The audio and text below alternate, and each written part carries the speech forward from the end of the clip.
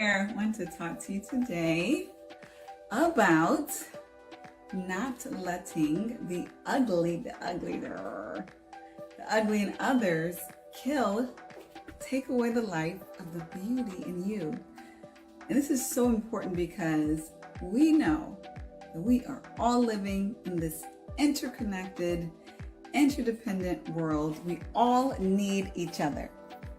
I know we don't want to admit that. I don't even like to admit that. I love my alone time. I love time with myself. But the truth is, we all need each other.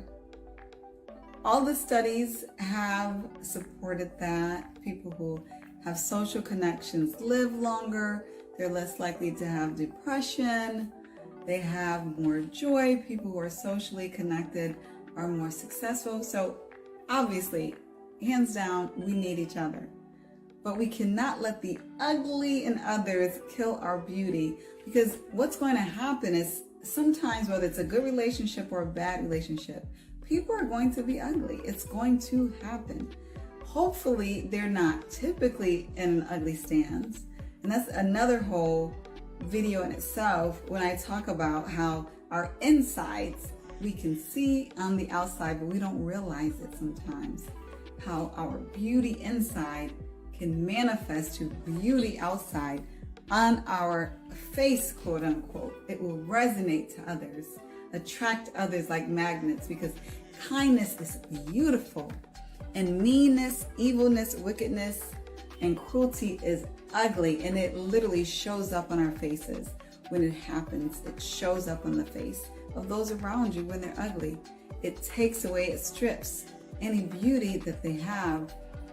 But I'm talking about on the spiritual, emotional realm right now when I'm talking about the ugly killing the beauty. And the reason why I say that is sometimes when we're in situations that don't seem fair, when someone says something to us that is not nice, or they try to take advantage of us, we get angry, right? And we want to lose it. And it's so tempting to go there because we feel justified. Well, this is the language that this person is speaking, whether through their words or through their actions. It's only right that I can match that language. It's only right that I can say something ugly back, or it's only right that I can talk about that person, or, not be kind to them or treat them in a certain way, when really what you're doing now is cheating yourself.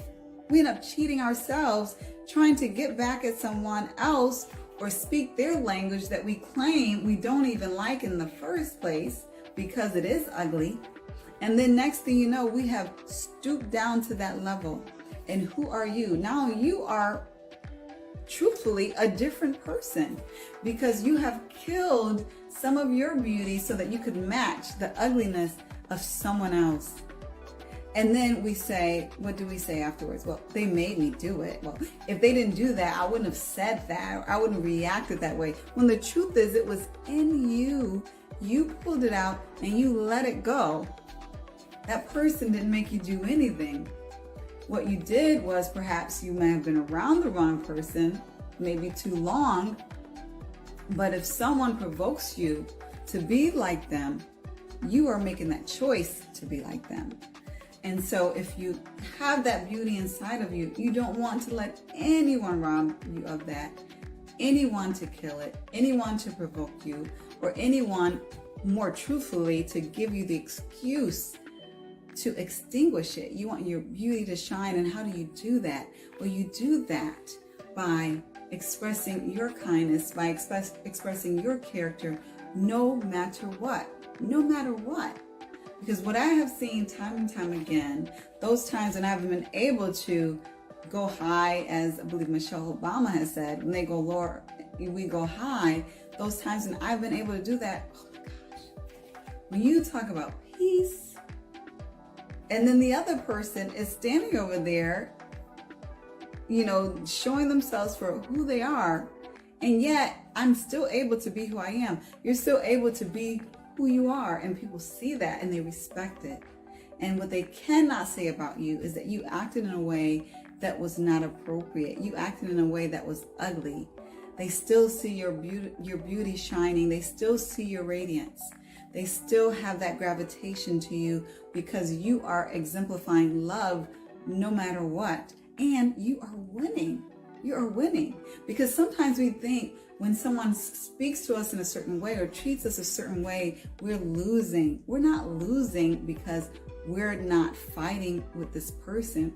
We're God's gifts. We're royalty. We're not dogs in a backyard where we gotta go tit for tat or scrap. That's not what you're made to do. That may be what other people choose to do, but that is not what God has made you to do.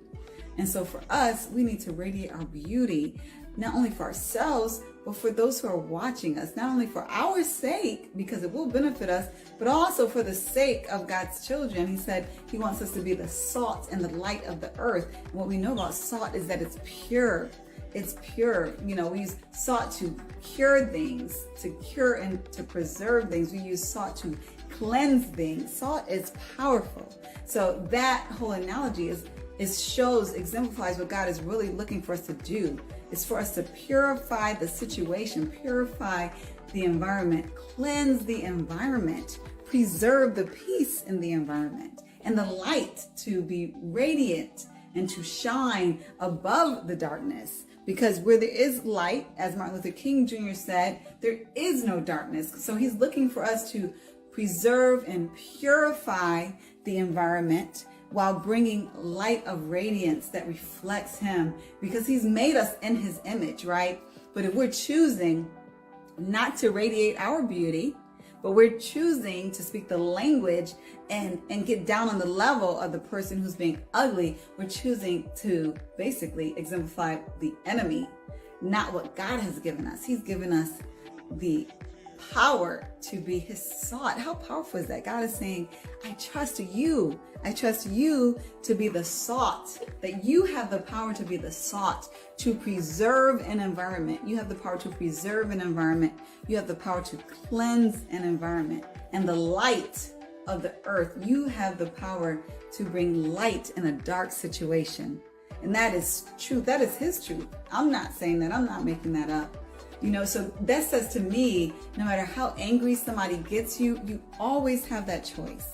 You always have that choice to be radiating, to set an example that you are better. You are better because you are God's gift. So that's why I say to you in this moment, just like I said at the beginning, don't let anyone kill your beauty with their ugliness.